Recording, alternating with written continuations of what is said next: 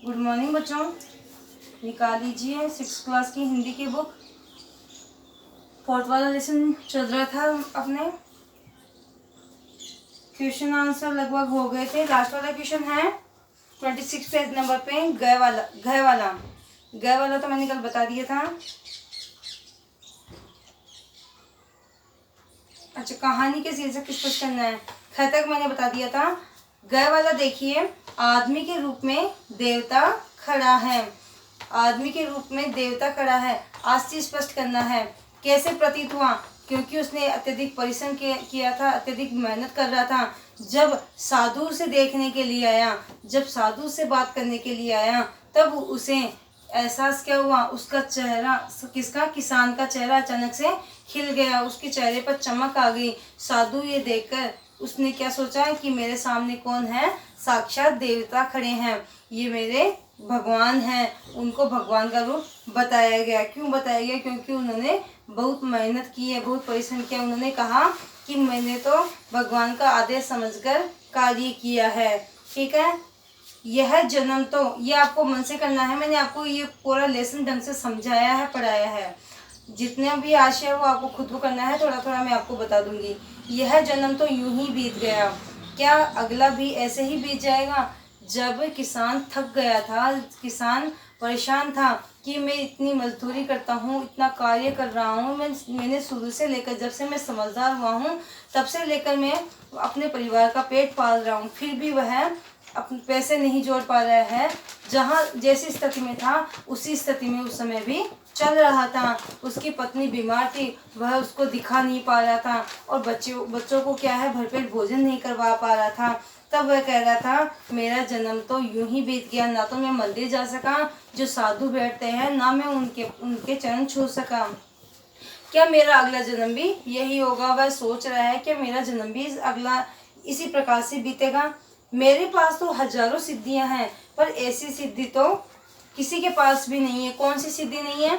जो उस परिश्रमी कर रहा था। कौन? किसान। किसान उस मिट्टी के टूटे हुए बांध को वापस लगा रहा था। तब बारिश हो रही थी, तो उसके शरीर पे, किसान के शरीर के ऊपर क्या था? एक पानी की बूंद भी नहीं टिक पा रही थी। तब वह साधु सोच रहा था मैंने इतनी बड़ी बड़ी सिद्धियां देखी हैं, मैंने इतने बड़े बड़े तप किए हैं, जितने मंत्र, जितनी सिद्धियां मेरे पास है, इतनी सिद्धियां तो किसी के पास भी नहीं है। फिर ये ऐसी कौन सी सिद्धि है कि इसके ऊपर पानी भी नहीं टिक पा रहा है? किसान के पास ऐसी कौन सी सिद्धि है कि इसके शरीर पर बारिश की एक बूंद भी नहीं टिक पा रही है, इसके कपड़े भी नहीं भीग रहे हैं? तो ऐसी कौन सी कोई भी सिद्धि नहीं है। ये बातें कौन सोच रहा है? साधु सोच रहा है। किसको देखकर? किसान को देखकर। तो अत्यधिक परिश्रम करने वाले के साथ में हमेशा भगवान खड़े रहते हैं। जो ईमानदार रहकर कार्य करता है उसके साथ हमेशा भगवान रहते हैं। किसने किससे और क्यों? अब अगला क्वेश्चन है, किसने किससे कहा और क्यों कहा? तुमने तो मुझसे भी अधिक तप किए, तुमने तो मुझसे भी अधिक तप किया होगा। किसने कहा था? साधु ने कहा था। और किससे कहा था? किसान से कहा था। साधु ने कहा तुमने तो मुझसे भी अधिक तप किया है। किससे कहा था? किसान से। क्यों कहा था? क्योंकि जब वह टूटे हुए बांध को सही कर रहा था, गांव वालों को उसने उस बांध को लगाकर बचा लिया था। तब यह बात साधु कह रहा था कि तू तो मुझसे भी बड़ा तपी है, क्योंकि उसने देख लिया था जब बारिश हो रही थी तो उसका शरीर नहीं भीग रहा था।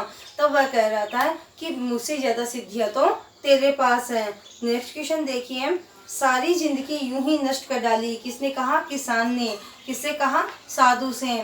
जब साधु ने कहा कि तू तो बहुत बड़ा तप करता है, तू तो एक दिन भी मंदिर नहीं आया, फिर भी तेरे पास इतनी ताकत, इतनी मेहनत कैसे कर लेता है, इतना कार्य कैसे कर लेता है? मैंने कभी तुझे मंदिर में आते हुए नहीं देखा।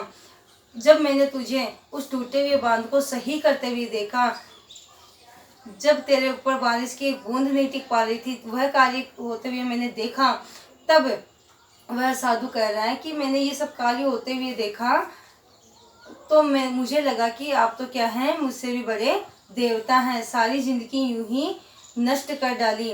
तो किसान कह रहा, ये जब ये बातें साधु कह रहा था तो किसान ने कहा कि मेरा मंदिर आना नहीं हो पा रहा था, क्योंकि मैं तो खुद मजदूरी करके अपने बच्चों का पेट पाल रहा था। मेरी तो सारी जिंदगी इसी तरह से गुजर गई है। तो यह सब जब साधु बोल रहा था तब इसने ये बात कही, अब आप ही हमारी रक्षा करें। किसने कहा था? रामपुर के गांव वालों ने। और किससे कहा था? साधु से। जब भारी, क्यों कहा था? क्योंकि भारी बारिश हो रही थी, बारिश के कारण नदी का जो बांध था वह क्या हो गया था, दीवार थी वो क्या थी, मिट्टी की दीवार जो बनी हुई थी वह टूट गई थी, और उससे क्या हो रहा था, गांव में पानी आ रहा था। तब गांव वालों ने कहा कि आप ही हमारी रक्षा करेंगे। ठीक है, ये दोनों क्वेश्चन कंप्लीट करवा दिए हैं। जो आज से स्पष्ट कीजिए, ये वाला क्वेश्चन मैंने आपको लेसन को अच्छी तरह से समझाया है, उस लेसन के अकॉर्डिंग आप खुद करोगे। और नेक्स्ट क्वेश्चन मैंने आपको बता दिया क्यों है, ये आपको पता है, ये आप अपने मन से इसमें भी करोगे। कल बात करेंगे हम भाषा और व्याकरण की। ठीक है, थैंक यू।